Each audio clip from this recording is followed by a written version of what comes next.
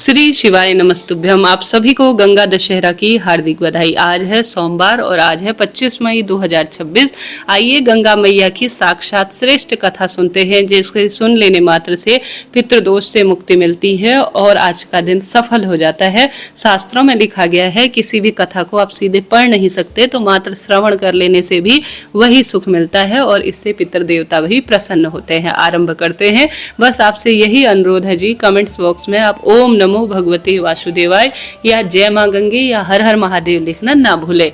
कहा गया है साक्षात तीर्थ और पाप मोचिनी यानी पापों को नष्ट करने वाली गंगा मैया को माना गया है।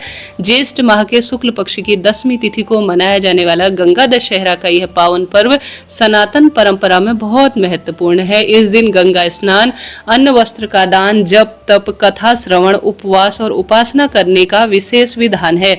गंगा दशहरा के दिन 10 की संख्या को बहुत ही शुभ माना गया है। इसके पीछे आध्यात्मिक कारण भी छुपे हैं और साथ ही पौराणिक कथा अनुसार जब मां गंगा को देवलोक से पृथ्वी पर अवतरण हुआ था, तब वह दिन ज्येष्ठ माह के शुक्ल पक्ष की 10वीं तिथि का था। इसके साथ ही इस पावन तिथि पर आकाश और ज्योतिष मंडल में 10 विशिष्ट तथा शुभ योग एक साथ बने हुए थे। यही कारण है कि इस दिन का जो फल है वह अद्वितीय रूप में माना जाता है।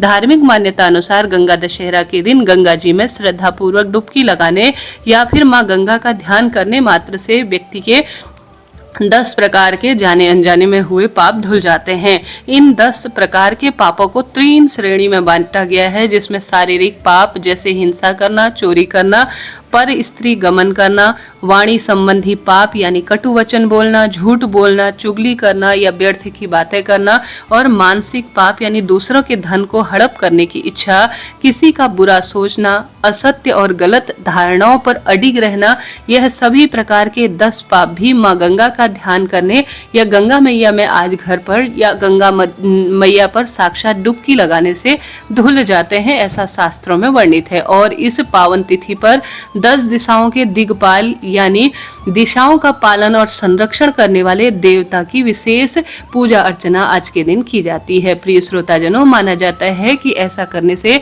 10 दिशाओं की शुद्धि हो जाती है और व्यक्ति के जीवन में चारों तरफ से केवल सकारात्मक ऊर्जा का संचार होता है और व्यक्ति को इन 10 दिशाओं से सुरक्षा भी प्राप्त होती है। तो प्रिय श्रोताओं, आज के इस अद्वितीय महापर्व के शुभ अवसर पर हम आपके लिए लेकर आए हैं गंगा दशहरा की पावन कथा। साथ ही हम सुनेंगे गंगा स्रोत पाठ, जो कि श्रद्धालु गंगा जी में डुबकी लगाने में समर्थ न हो, वह घर बैठे ही नहाने के पानी में थोड़ा गंगा जल मिलाकर स्नान करने के बाद, पूजा करने के बाद इस स्रोत को सच्चे मन से सुन लेते हैं तो बहुत कल्याण इसे माना जाता है। तो प्रेम से बोलिए गंगा मैया की जय। हर हर महादेव।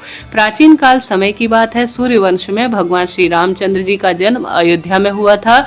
उनके एक पूर्वज थे महाराज सगर।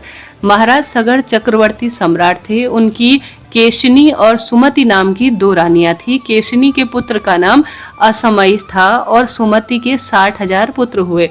असमंजस के पुत्र का नाम अंशुमान था। राजा सगर के असमंजस सहित सभी पुत्र अत्यंत उद्दंड और दुष्ट प्रकृति के थे, परंतु पुत्र अंशुमान जो कि धार्मिक और देवगुरु पूजक थे, पुत्रों से दुखी होकर महाराज सगर ने असमंजस को देश से निकाल दिया और अंशुमन को अपना उत्तराधिकारी बना लिया। राजा सगर के 60,000 पुत्रों से देवता भी दुखी रहते थे। एक बार महाराज सगर ने अश्वमेध यज्ञ का अनुष्ठान किया और उनके लिए अश्वमेध अश्व छोड़ा गया। इंद्र ने अश्वमेध यज्ञ के लिए उस घोड़े का चुराकर पाताल में ले जाकर कपिल मुनि के आश्रम में उन्होंने बांध दिया, किंतु ध्यान में लीन मुनि इस बात को जान नहीं सके। उधर राजा सगर के 60,000 अहंकारी पुत्रों ने पृथ्वी का एक एक कोना छान मारा, परंतु वह घोड़े को न पा सके। अंत में उन लोगों ने पृथ्वी से लेकर पाताल तक का मार्ग ढूंढ डाला और इस तरह से कपिल मुनि के आश्रम में वह जा पहुंचे, जहां घोड़ा बंधा हुआ उन्होंने देखा। वह क्रोधित होकर शस्त्र उठाकर कपिल मुनि को मारने दौड़े। तपस्या में बाधा पड़ने पर मुनि ने जब अपनी आंखें खोली तो उनके तेज से राजा सगर के 60,000 उद्दंड पुत्र वहीं तत्काल भस्म हो गए। गरुड़ जी द्वारा इस घटना की जानकारी मिलने पर अंशुमान कपिल मुनि के आश्रम में गए और उनकी स्तुति की। कपिल मुनि उनकी विनय से प्रसन्न होकर बोले कि अंशुमान, घोड़ा लेकर जाओ और अपने पितामह का यज्ञ पूरा कराओ। यह सगर पुत्र उद्दंड, अहंकारी और अधर्मिक थे। इनकी मुक्ति अब तभी संभव है जब गंगा जल से इनके भस्म का स्पर्श हो। अंशुमान ने घोड़ा ले जाकर अपने पितामह महाराज सगर का यज्ञ पूरा कराया। महाराज सगर के बाद अंशुमान राजा बने, किंतु उन्हें अपने चाचाओं की मुक्ति की चिंता सदैव बनी रही। कुछ समय के बाद अपने पुत्र दिलीप को राज्य पर कार्यभार सौंपकर वह वन में चले गए और गंगा जी को स्वर्ग से पृथ्वी पर लाने के लिए तपस्या करने लगे और तपस्या में ही उनका शरीर अंत रूप में होने को था। तब महाराज दिलीप ने अपने पुत्र भगीरथ को राज्यभार देकर स्वयं पिता के मार्ग का अनुसरण किया और वह वन में जाकर तपस्या में लीन हो गए और उनका भी तपस्या में ही शरीर अंत हो गया। परंतु तपस्या के बावजूद भी वह देवी गंगा को पृथ्वी पर नहीं ला सके। तब महाराज दिलीप के बाद राजा भगीरथ ने ब्रह्मा जी की कठोर तपस्या की और अंत में 3 पीढ़ियों की इस तपस्या से प्रसन्न होकर पितामह ब्रह्मा जी ने राजा भगीरथ को दर्शन देकर वर मांगने को कहा। तब राजा भगीरथ ने कहा, हे पितामह, मेरे 60,000 पूर्वज कपिल मुनि के श्राप से भस्म हो गए थे। उनकी मुक्ति के लिए आप गंगा जी को पृथ्वी पर भेजने की कृपा करें। तब ब्रह्मा जी ने कहा कि मैं गंगा जी को पृथ्वी लोक पर भेज तो दूंगा, परंतु उनके वेग को कौन रोक पाएगा। इसके लिए तुम्हें सबसे पहले देवादिदेव भगवान शंकर की आराधना करनी चाहिए। तब राजा भगीरथ ने एक पैर पर खड़े होकर भगवान शंकर की कठोर आराधना की। इनकी स्तुति से प्रसन्न होकर, इनकी तपस्या से प्रसन्न होकर भगवान शिव ने गंगा जी को अपनी जटाओं में ही रोक लिया और उन्होंने एक जटा को पृथ्वी की ओर आने पर छोड़ दिया। इस प्रकार गंगा जी पृथ्वी की ओर धीरे धीरे महादेव की जटा से आगे बढ़ने लगी। आगे आगे राजा भगीरथ और पीछे पीछे माँ गंगा। मार्ग में जनहू ऋषि का आश्रम पड़ा। गंगा जी उनके कमंडल जो है दंड में आदि बहते हुए धीरे धीरे जाने लगी। यह देखकर ऋषि ने उन्हें पी लिया। कुछ दूर जाने पर भगीरथ ने पीछे मुड़कर देखा तो गंगा जी को न देख सके। जहनु ऋषि के आश्रम में जाकर उनकी वंदना वह करने लगे। तब प्रसन्न होकर ऋषि ने अपनी पुत्री बनाकर गंगा जी को दाहिने कान से निकाल दिया। इसलिए देवी गंगा जानवी नाम से भी जानी जाती है। राजा भगीरथ की तपस्या से अवतरित होने के कारण उन्हें भगीरथी भी कहा जाता है और भागीरथी रूप में उन्हें जाना जाने लगा। इसके बाद भगीरथ और भगवती भागीरथी गंगा जी मार्ग को हरा भरा और सबसे सत्य और श्रेष्ठ करवाते हुए कपिल मुनि के आश्रम में पहुंची, जहां महाराज भगीरथ के 60,000 पूर्वज भस्म की ढेरी बने हुए थे। राजा के गंगा जल के स्पर्श मात्र से वह सभी दिव्य रूप धारण कर देवलोक की ओर चले गए। प्रिय श्रोताजनों, अगर मन में अपने पापों के प्रति प्रायश्चित करने की भावना होना, तब गंगा जी में स्नान किया जाए, तभी श्रेष्ठ पापों से मुक्ति संभव हो पाती है, ऐसा शास्त्रों में लिखा गया है। ऐसे ही गंगा स्नान की एक और कथा आपको सुनाते हैं। प्राचीन काल समय की बात है। एक बार भगवान शिव और माता पार्वती जी पृथ्वी लोक पर भ्रमण कर रहे थे। तभी उन्होंने देखा कि हजारों लोग गंगा जी में स्नान कर रहे थे और पार्वती माता भी उन सभी को ध्यान पूर्वक देख रही थी। भक्त हर हर गंगे का जाप करते हुए गंगा जी में डुबकी लगा रहे थे। माता पार्वती ने भगवान शिव से पूछा कि हे प्रभु, यह सभी श्रद्धालु गंगा स्नान कर तो रहे हैं, लेकिन इस स्नान के बाद भी इनके पाप नष्ट नहीं होते, इनके जीवन में आखिर दुख क्यों नहीं कटते हैं। तब क्या गंगा जी में अब वह सामर्थ्य नहीं रहे जिससे भक्तों के पाप का नाश हो सके। तब भगवान शिव ने देवी पार्वती से कहा, हे देवी गंगा मैया में अब भी वही सामर्थ्य है, लेकिन इन लोगों की गंगा में स्नान तो किया परंतु मन की जो है तृप्ति अर्थात मन की शुद्धि नहीं हुई, तो इन्हें कैसे लाभ मिल सकता है। देवी पार्वती जी ने पूछा कि प्रभु हमारे सामने तो देखिए अभी अभी सभी ने खूब स्नान किया है, देखिए ना प्रभु सभी के शरीर भी अभी अभी भीगे ही हुए हैं। भगवान बोले देवी इन सभी लोगों ने गंगा जी में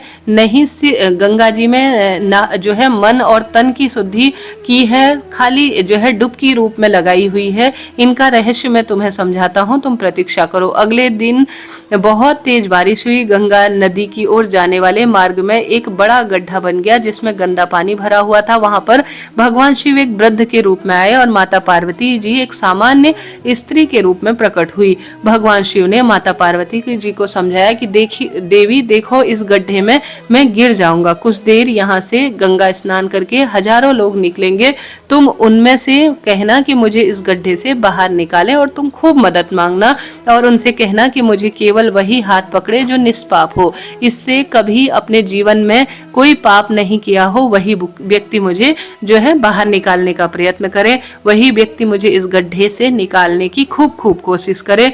अगर किसी पापी ने मुझे हाथ स्पर्श किया तो वह तुरंत ही भस्म हो जाएगा। इस तरह देवी पार्वती जी को समझाकर भगवान शिव एक वृद्ध व्यक्ति के रूप में उस गड्ढे में बैठ गए और बचाओ बचाओ चिल्लाने लगे। गड्ढे के पास में ही देवी पार्वती जी एक सामान्य स्त्री रूप में बैठ गई। वह सभी लोगों से सहायता मांगने लगी कि उनके पति गड्ढे में गिर गए हैं, कोई उन्हें गड्ढे से बाहर निकालो, निकालने में खूब मदद करो। खूब माँ पार्वती चिल्लाने लगी। उनकी चीख पुकार सुनकर वहां पर बहुत सारे लोग इकट्ठा हो गए। जब वह लोग उस वृद्ध व्यक्ति को गड्ढे से बाहर निकालने के लिए बढ़ने लगे तब देवी पार्वती ने कहा कि इन्हें वही व्यक्ति हाथ लगाए जो निष्पाप हो, वरना वह भस्म हो जाएगा। इससे जिसने कोई भी पाप नहीं किया हो वही व्यक्ति इन्हें स्पर्श करे। अब यह बात सबने सुनी। जो लोग सहायता के लिए आगे बढ़े थे परंतु सभी पीछे हटने लगे। सभी ने सोचा कि ऐसा न हो कि इनकी मदद के चक्कर में कहीं हम मुसीबत में फंस जाएं। ऐसा सोचकर वह लोग वहां से निकल गए। गंगा स्नान करके लोग आ रहे थे, जा रहे थे, लेकिन कोई भी वृद्ध व्यक्ति की मदद के लिए आगे नहीं आया। ऐसे ही शाम हो गई। तब भगवान शिव ने देवी पार्वती से कहा, देखा देवी, यहाँ कोई ऐसा व्यक्ति नहीं है जिसमें आस्था और विश्वास के साथ गंगा स्नान किया हो। तभी वहां पर एक युवक आया और वह हर हर गंगे का जाप कर रहा था। उसने वृद्ध व्यक्ति को गड्ढे में फंसा देखा तो तुरंत मदद के लिए आगे बढ़ा। तभी देवी पार्वती बोली कि रुको, इन्हें वही व्यक्ति बाहर से निकाल सकता है जो निष्पाप हो। क्या तुम पूरी तरह से निष्पाप हो चुके हो? उस युवक ने कहा कि माते, आपको मेरे निष्पाप होने पर क्यों संदेह है? देखिए ना, मैं अभी अभी गंगा स्नान करके आया हूँ। गंगा जी में स्नान करने के बाद भी पाप रहते हैं क्या?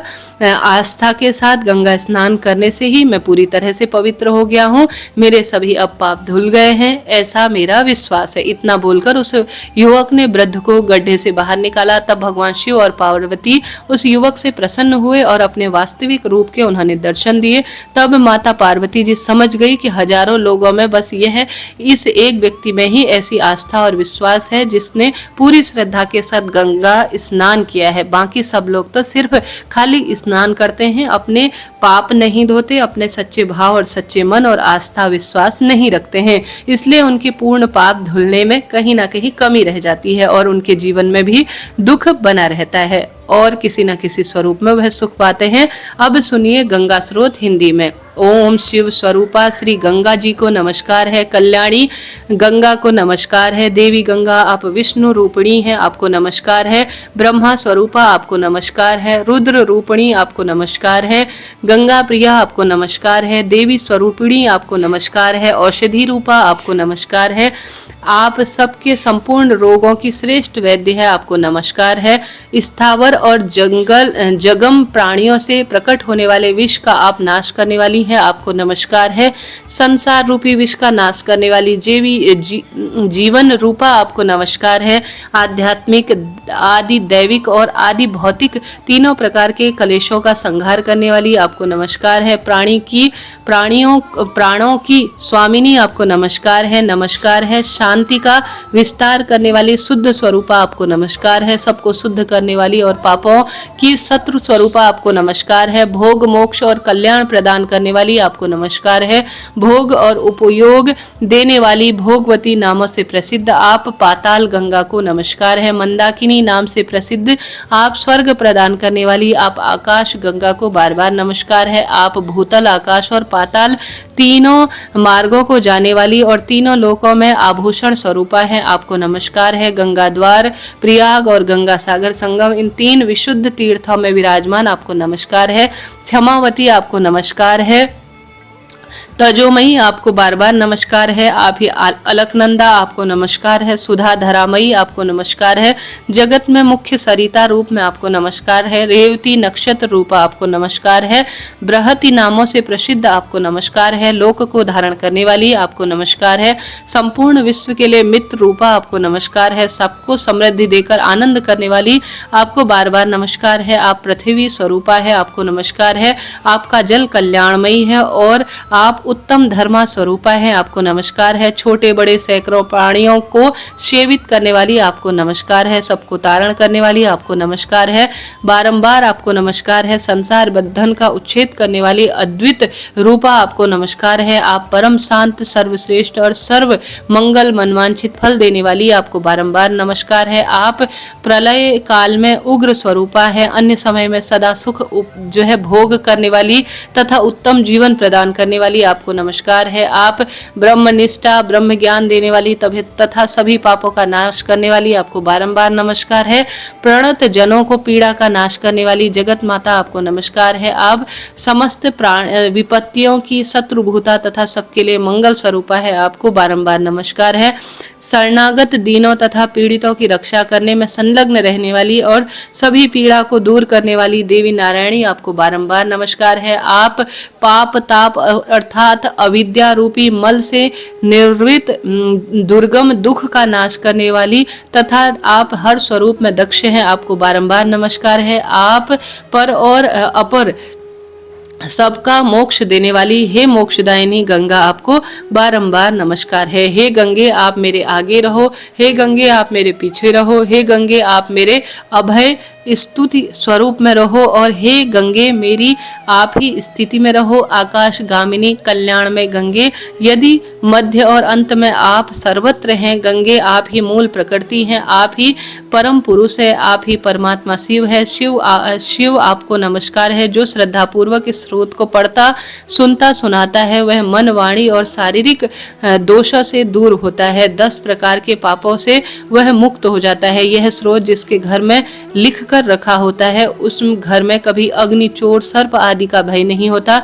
ज्येष्ठ माह के शुक्ल पक्ष में हस्त नक्षत्र स्थित 10वीं तिथि यदि बुधवार के दिन योग के रूप में मिले तो उस दिन गंगा जी के जल पर खड़े होकर जो 10 बार इस स्रोत का पाठ करता है वह दारिद्र हो या असमर्थ हो वह उसी फल को प्राप्त करता है जो पूर्वोक्त विधि से यत्न पूर्वक गंगा जी की पूजा कर श्रेष्ठ फल को प्राप्त करता है। जय मां गंगे, हर हर गंगे, श्री शिवाय नमस्तुभ्यम। प्रिय श्रोताजनों, यह आज सुनी जाने वाली गंगा स्रोत की मैंने बात बताई। अब आइए तुलसी माता की कथा सुन लेते हैं। बोलिए तुलसी मात की जय। जेठ माह में सुनी जाने वाली नंद भाभी और तुलसी माता की एक बहुत ही सुंदर कथा है। परिवार में नंद भाभी रहती थी। नंद अभी कुंवारी थी, वह तुलसी माता की खूब सेवा करती थी, पर भाभी को यह फूटी आंख भी नहीं सुहाता था। अब जेठ का महीना आया। जेठ की भरी गर्मी में तुलसी माता को कोई कष्ट ना हो यह सोचकर और भी ज्यादा शीतल जल सी सेवा किया करती थी। अब भाभी को और भी ज्यादा गुस्सा आ गया नंद पर।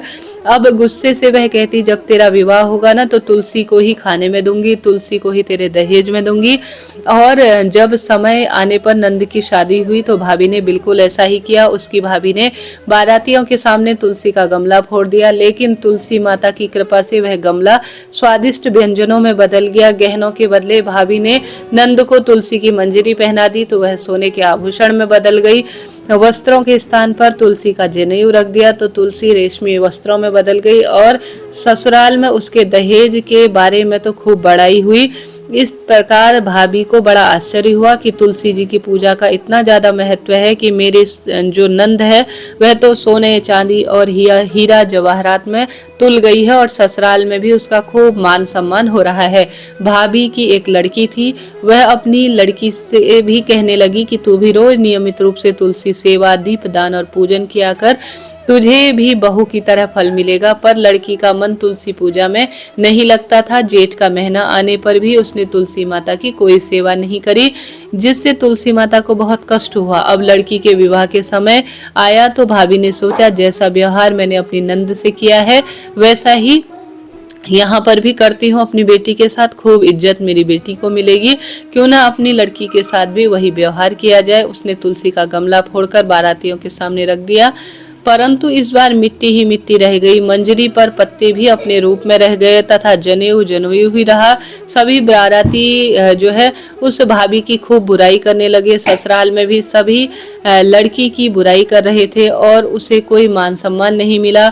भाभी नंद को कभी घर नहीं बुलाती थी। एक दिन भाई ने सोचा कि बहन से मिलाऊं। उसने अपनी इच्छा पत्नी को बताई और सौगात के लिए कुछ मांगा। पहले तो भाभी ने मना किया कि घर में कुछ भी नहीं है, लेकिन भाई के मांगने पर भाभी ने थैले में भरकर जुआर भरकर रख दिया और तो कुछ भी नहीं दिया। कहने लगी बस यही है घर में, यही ले जाओ। वह दुखी मन से चल दिया। भला बहन के घर में कोई ज्वार ले जाता है क्या? बहन के नगीर के समीप पहुंचा। उसने एक गौशाला में गाय के सामने ज्वार का थैला जो है उलट दिया। तब वहां के गौपालक ने कहा, अरे भाई सोना मोती गाय के आगे क्यों डाल रहे हो? ऐसा सुनकर भाई ने नीचे देखा तो आश्चर्यचकित रह गया। तब उसने गौपालक को सारी बात बताई। सारे हीरा मोती लेकर प्रसन्न मन से बहन के घर गया। बहन भाई को देखकर बड़ी प्रसन्न हुई और तुलसी माता ने उसके कुशल मंगल होने की सदा सर्वदा रक्षा की। भाई ने बहन से कहा, तुझे सुखी देखकर मेरा मन प्रसन्न है। तब बहन बोली, भैया यह सब तुलसी माता की कृपा से हुआ है। वह जीवन के सभी दुखों को दूर करने वाली है और सदा सर्वदा सभी मनोरथ को पूर्ण करने वाली है। भाभी से भी तुम कहना कि तुलसी सेवा विधि विधान से बड़े मन से किया करे और जेठ महीने में गर्मी से उन्हें कोई भी कष्ट ना हो, इस बात का ध्यान दे। जय श्री राधे, जय तुलसी मैया। यह तो रही